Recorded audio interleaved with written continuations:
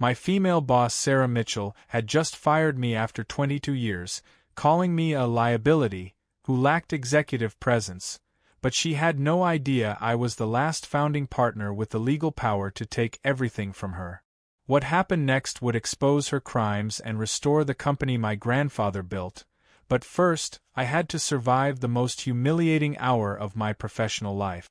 The security guard's keys jingled as he watched me pack my personal belongings into a cardboard box. My name is David Wilson, and I'd just been fired from the company where I'd spent my entire adult life. Sarah Mitchell stood in the doorway of my office, arms crossed, watching me like I might steal something on my way out. 22 years, Sarah, I said quietly, placing my coffee mug into the box. 22 years of 60-hour weeks, missed family dinners, and building this department from nothing. She checked her expensive watch, the one she'd bought herself as a performance bonus last quarter. Performance isn't just about hours, David. It's about vision, leadership qualities, adaptability to modern business practices. Her voice carried that tone she used when explaining things to people she considered beneath her. We need fresh energy, someone who can think outside traditional frameworks. I looked around my office one last time. The wall was covered with awards our team had won, client thank you letters, photos from company events where we'd celebrated record-breaking quarters. None of it seemed to matter now. What about the Henderson account? I asked, placing my desk plant carefully in the box. We landed that client because of the strategy one developed. 18 months of work that brought in $3 million. Sarah's assistant appeared in the doorway, probably sent to hurry things along. Anyone could have closed that deal with the right resources, Sarah replied, but her eyes avoided mine. Besides, we're restructuring the entire client services division. Your approach is too old-fashioned for where we're heading. The security guard cleared his throat. Ma'am, I need to escort Mr. Wilson out now. I'd known Steve for 15 years. He'd started as a part-time night guard while finishing college. Now he couldn't look me in the eye. Of course, I said, lifting the box. Steve, you don't have to walk me out. I know the way. But company policy was company policy, especially when Sarah was watching. As we walked past the cubicles, conversations stopped. My team members stared at their computer screens, pretending to be busy. Jessica from marketing gave me a small wave when Sarah wasn't looking. At the elevator, Sarah finally spoke again. This isn't personal, David. It's just business. The elevator doors opened with a soft ding, and I stepped inside with my box and my 22 years of memories. I understand, I replied, pressing the button for the ground floor. Business decisions rarely are personal. The doors closed between us, and I saw my reflection in the polished metal. For the first time in hours, I smiled. Sarah had no idea what she'd just set in motion. Outside, the afternoon air felt different somehow. Lighter. I placed the box in my car and pulled out my phone. There was someone I needed to call, someone who'd been waiting for this conversation for a very long time. Robert Blackwood's law office smelled like old books and coffee that had been sitting too long. He'd been my grandfather's attorney for 40 years, and mine for the past 10. When I called him after getting fired, his voice had carried a strange note of anticipation. David, sit down, he said, gesturing to the leather chair across from his massive oak desk. We need to discuss something your grandfather made me promise to keep secret until the right moment. He opened a safe I'd never noticed before, hidden behind a painting of sailing ship. A secret? I leaned forward as he pulled out a manila folder thick with documents. What kind of secret? Robert's hands shook slightly as he placed the folder on his desk. He was getting older, but his mind was still sharp as a blade. Your grandfather never told you the real story of how Mitchell and Associates started, did he? Robert asked, adjusting his reading glasses. He always said he'd tell you when you were ready, but then the cancer came so fast. My chest tightened. Grandpa had died when I was in college, long before I'd started working at the company. He told me he and Old Man Mitchell were business partners. I said slowly. That they built the company together in the 80s. Robert nodded, but there was something in his expression that made me nervous. Partners, yes, but not equal partners. He opened the folder and pulled out a document that looked official and expensive. Your grandfather owned 51% of the company. He was the majority shareholder from day one. The words hit me like cold water. 51%? But Sarah acts like her family built the whole thing. I stared at the papers, trying to make sense of what I was seeing. Why didn't anyone ever tell me this? Robert pulled out another document, this one with my grandfather's signature at the bottom. Because your grandfather was a humble man who believed in letting others shine. But he also wasn't naive. He built protection into the partnership agreement. His finger traced along a paragraph highlighted in yellow. What kind of protection? My voice sounded strange, like it was coming from someone else. Robert smiled for the first time since I'd arrived. If any founding family member is terminated without proper cause, they can reclaim their family's full ownership stake and assume control of the company. He looked up at me over his glasses. David, your grandfather's share never went to the Mitchells when he died. It went into a trust. A trust. My heart was beating so fast I could hear it in my ears. Robert reached into the folder one more time and pulled out a letter with my name written on the front in my grandfather's handwriting. A trust with you as the sole beneficiary, activated the moment you're wrongfully terminated. He handed me the letter, and I recognized the careful script immediately. Your grandfather knew someday the Mitchell family might forget their promises. He wanted to make sure you'd have the power to remind them. Outside Robert's office window, traffic moved slowly through downtown. Normal people going about their normal lives, having no idea that everything I thought I knew about my life had just shifted completely. The boardroom door clicked shut behind me as 8 pairs of eyes turned my way, including Sarah's. She was mid-sentence, explaining quarterly projections to the board members when I walked in carrying my grandfather's original partnership documents. David, what are you doing here? Sarah's voice cracked slightly, her usual confidence wavering. This is a private board meeting. Security should have. Actually, I have every right to be here, I said calmly, placing the legal papers on the polished conference table. As a founding partner of this company. The silence that followed was so complete I could hear the ventilation system humming overhead. Board member Patricia Wells picked up the documents first, her reading glasses sliding down her nose as she scanned the pages. These appear to be legitimate corporate filings, she said slowly. Dated 1987, signed and notarized. She looked up at Sarah with raised eyebrows. Were you aware of these ownership arrangements? Sarah's face flushed red. Those are ancient documents. Whatever my grandfather signed 40 years ago has nothing to do with current operations. But her hands were shaking as she reached for her water glass. I'd never seen her rattled before. According to Clause 12, I continued, reading directly from the partnership agreement, wrongful termination of any founding family member triggers an immediate ownership review and potential transfer of controlling interest. Peter Walters, the board's legal counsel, leaned forward. Mr. Wilson, are you claiming wrongful termination? His tone was professional but curious. Sarah shot him a warning look that didn't go unnoticed. I'm claiming exactly that, I replied.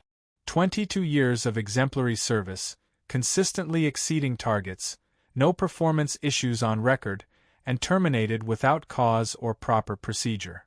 I pulled out my employment file, every performance review marked exceeds expectations. Sarah stood up abruptly. This is ridiculous. David was let go as part of a standard restructuring process. Every company has the right to. Every company except this one, interrupted Patricia Wells, still reading the partnership documents.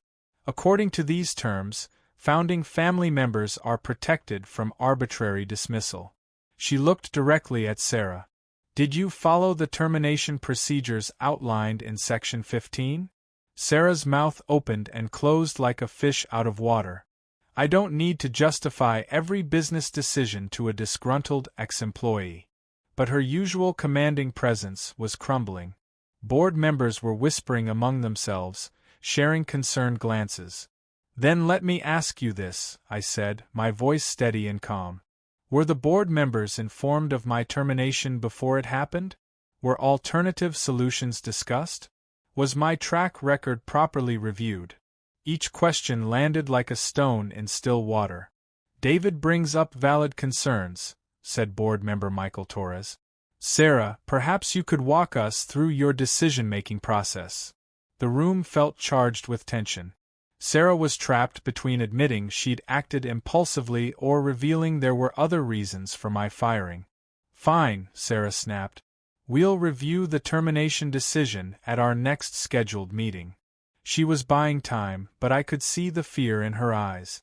Something bigger was at stake here, something she desperately didn't want the board to discover.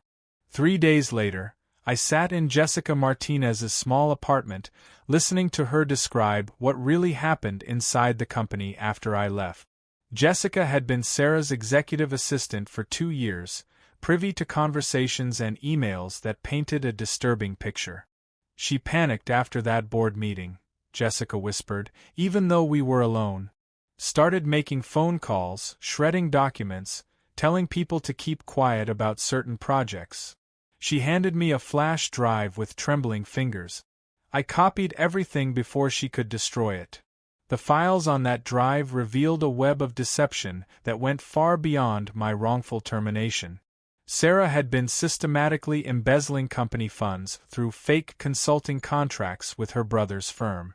Invoices for services never performed, payments for equipment never delivered, expense reports that were pure fiction. "Look at this," Jessica said, pointing to an email thread. "She's been billing the company for strategic consulting from her brother's company for 3 years. $200,000 last year alone." The emails showed Sarah personally approving payments while hiding the family connection from the board. But the financial fraud was just the beginning. Sarah had been running a discriminatory hiring scheme, promoting her sorority sisters and golf club friends while systematically pushing out long-term employees who might question her method. Tom Henderson from accounting, fired for asking about unusual expense patterns. Maria Santos from HR, let go after suggesting diversity training. A pattern of silencing anyone who got too close to the truth. "She told me to delete these emails," Jessica continued, scrolling through message after message. "Said it was routine cleanup, but I could tell she was scared. Especially after you mentioned those partnership documents." The most damaging evidence came from Sarah's personal calendar and expense report. Business dinners at 5-star restaurants charged to the company while she entertained personal friends. Spa weekends billed as client development. A company credit card used for designer clothes and jewelry purchases. "Here's the worst part," Jessica said, opening another file. "She's been underpaying vendor contracts and pocketing the difference. Small amounts from each deal, but it adds up to serious money over 3 years. The spreadsheet showed dozens of altered invoices, payments reduced by 5 or 10% with the savings transferred to Sarah's personal account. I studied the evidence for hours, building a timeline of Sarah's crimes. Every misdeed was carefully documented, from the smallest padding of expense reports to major contract manipulation. She'd turned the company into her personal piggy bank while firing honest employees who might expose her schemes. "Why are you helping me?" I asked Jessica as she printed copies of the most incriminating documents. "You could lose your job, face retaliation, even legal trouble if Sarah finds out." Jessica looked up from the printer, her expression determined. "Because what she's doing is wrong. Because she fired you to cover her tracks, not for any performance issue. Because someone needs to speak up for all the good people she's hurt." She handed me the printed evidence. "Besides, I already found another job. I start Monday at Thompson Industries." That evening, I called an emergency meeting with Robert Blackwood and Patricia Wells. We met at Robert's office after hours, the building empty except for security. Patricia's face grew darker with each piece of evidence I presented. "This is criminal behavior," she said finally, setting down the financial records. "Embezzlement, fraud, breach of fiduciary duty. We need to involve law enforcement immediately." Robert nodded grimly, already drafting legal documents on his laptop. "There's more," I said, pulling out Sarah's discriminatory hiring records. "She's been systematically targeting employees who might uncover her schemes. My termination wasn't random restructuring, it was elimination of a potential threat." Patricia shook her head in disgust.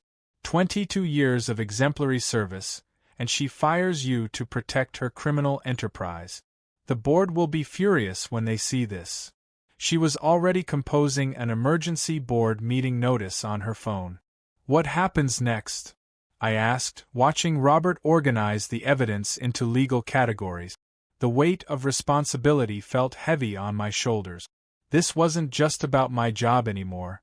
It was about justice for everyone Sarah had wronged. "Next, we call an emergency board session," Patricia replied. "Full disclosure of these findings, immediate suspension of Sarah's authority, and activation of your grandfather's partnership clauses." She looked at me seriously. "David, are you prepared to take control of this company? Because after tomorrow, that's exactly what's going to happen." Sarah's face went white as snow when I walked into the emergency board meeting carrying 3 boxes of evidence. She was sitting at the head of the conference table, but her usual commanding presence had cracked like thin ice. "What is the meaning of this?" she demanded, but her voice shook. "Patricia, you said this was a routine quarterly review." The 8 board members sat in uncomfortable silence, their faces grim. They'd already seen previews of what I was about to present. "Sarah," I said calmly, setting the first box on the table, "we need to discuss some financial irregularities that have come to light." I pulled out the first stack of documents, 3 years of falsified consulting invoices from her brother's company. "Can you explain why Mitchell and Associates paid $200,000 last year for consulting services that were never performed?" Sarah's lawyer, who she'd hastily called that morning, leaned forward. "My client doesn't have to answer questions in this informal setting." But even he looked nervous as I spread the evidence across the table. "Actually, she does," replied Patricia Wells, the board chairwoman. "These are serious allegations of fraud and embezzlement. The board has a fiduciary duty to investigate." She nodded to me to continue. I opened the second box, revealing Sarah's personal credit card statements alongside company expense report. "Here we have spa weekends in Napa Valley, designer shopping sprees in Manhattan, and 5-star dinners with personal friends, all charged to company accounts as business expenses." Board member Michael Torres picked up one receipt, his eyebrows raising at the $4,000 total from a jewelry store. "This is character assassination," Sarah protested, but sweat was beading on her forehead despite the air conditioning.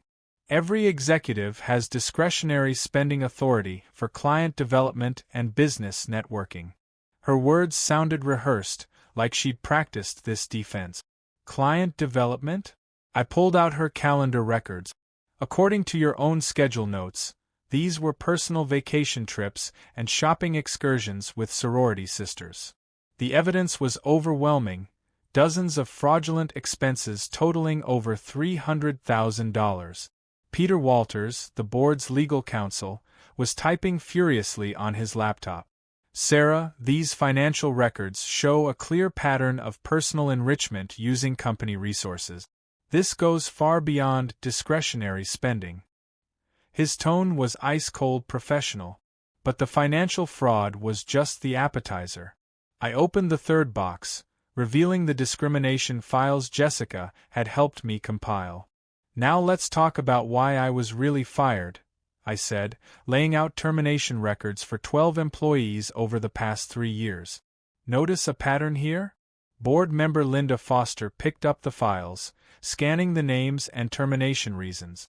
"These are all long-term employees with excellent performance records," she observed. Tom Henderson, Maria Santos, Jennifer Walsh, all terminated for vague reasons like restructuring or cultural fit. What do they all have in common? I asked, letting the question hang in the air. They were all getting close to discovering Sarah's financial schemes. Tom questioned unusual expense patterns. Maria suggested compliance audit. Jennifer noticed vendor payment irregularities. Sarah's lawyer whispered something in her ear, but she shook her head violently. I won't listen to these conspiracy theories from a disgruntled employee seeking revenge. Her desperation was showing now, the polished facade completely gone. Disgruntled. I pulled out my own employment file, 22 years of stellar performance reviews. Sarah explained to the board why an employee with this record was terminated without warning, without procedure, and without board approval. The silence stretched like a taut wire. Patricia Wells stood up slowly. Sarah, in light of this evidence, the board is voting on your immediate suspension pending a full investigation. The room erupted as Sarah's lawyer tried to object, but 7 hands raised in unanimous agreement. This is illegal, Sarah screamed, finally losing control completely. You can't do this to me. I built this company. I made it profitable. But her claims rang hollow against the mountain of evidence surrounding her.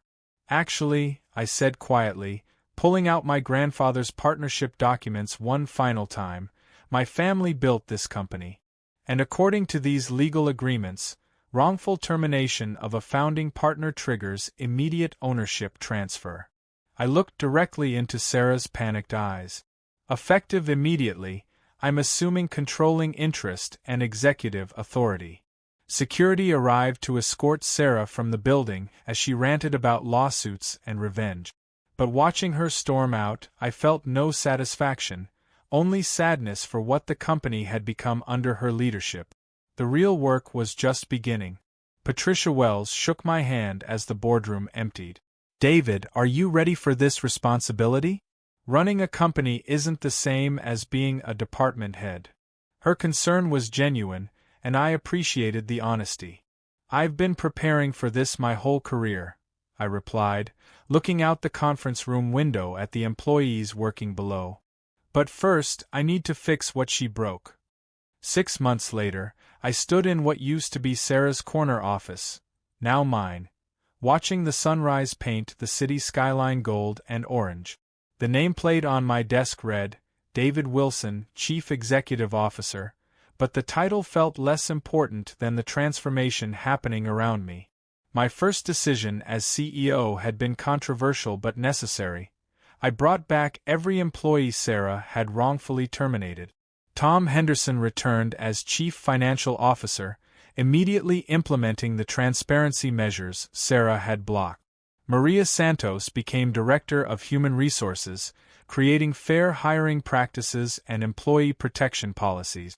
Jennifer Walsh took over vendor relations, cleaning up the corrupt contracts that had drained company resources.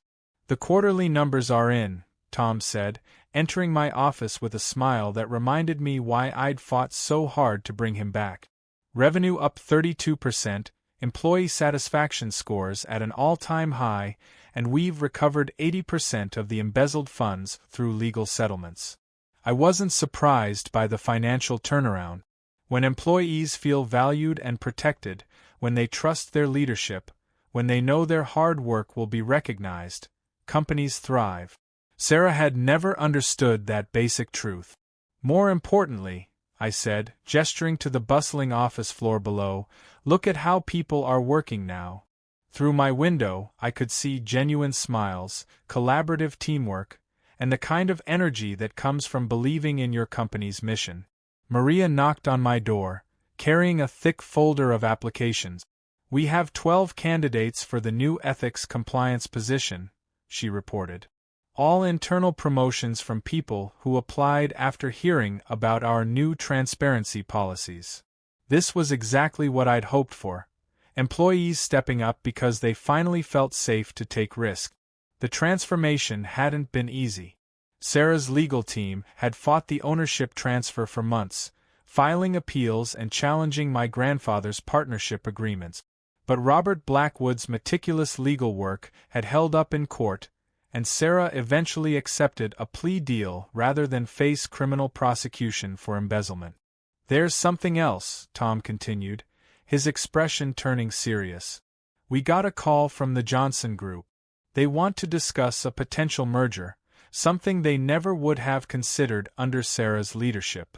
The Johnson Group was our biggest competitor, known for their ethical business practices and employee-first culture." I leaned back in my chair, considering the implications. "What changed their mind?" I asked, though I suspected I knew the answer. "They said they've been watching our company transformation," Maria explained. "Word spreads fast in our industry when a company goes from toxic workplace to industry leader in 6 months." She smiled proudly. "Apparently, we're becoming known as the place where good people want to work." That afternoon, I walked through every department, something I did weekly now, unlike Sarah, who had rarely left her executive floor. In accounting, Tom's team was implementing new budget transparency measures. In HR, Maria was conducting exit interviews that actually mattered, using feedback to improve workplace conditions. In sales, the team that had been demoralized under Sarah's micromanagement was breaking records with renewed confidence. "Mr. Wilson," called out James from customer service, a young employee who'd been with the company for only 8 months. "I wanted to thank you for the new suggestion program. My idea about streamlining client onboarding got approved, and they're letting me lead the implementation team." This was what real leadership looked like: empowering people to contribute their best ideas, recognizing talent regardless of job titles, creating an environment where innovation flourished naturally. Sarah had ruled through fear and favoritism. I was trying to lead through trust and opportunity. As closing time approached, I found myself back in my office, looking at the framed photo of my grandfather that now sat prominently on my desk. He was standing in front of the original company building, young and hopeful, with his hand on the shoulder of his business partner, Sarah's grandfather. "You knew this day would come, didn't you?" I said to his photograph. "You knew someone would eventually forget what this company was supposed to represent." The partnership agreement he'd written wasn't just legal protection. It was a love letter to future generations, a way to ensure his values would survive even when others lost their way. Jessica Martinez, who'd become my executive assistant after her crucial help exposing Sarah's crimes, knocked softly on my door. "The Johnson Group representatives are here for tomorrow's meeting," she reported. "They're staying at the downtown hotel." "Perfect," I replied, closing my laptop for the day. "Jessica, thank you again for having the courage to do what was right. None of this would have been possible without people like you standing up for the truth."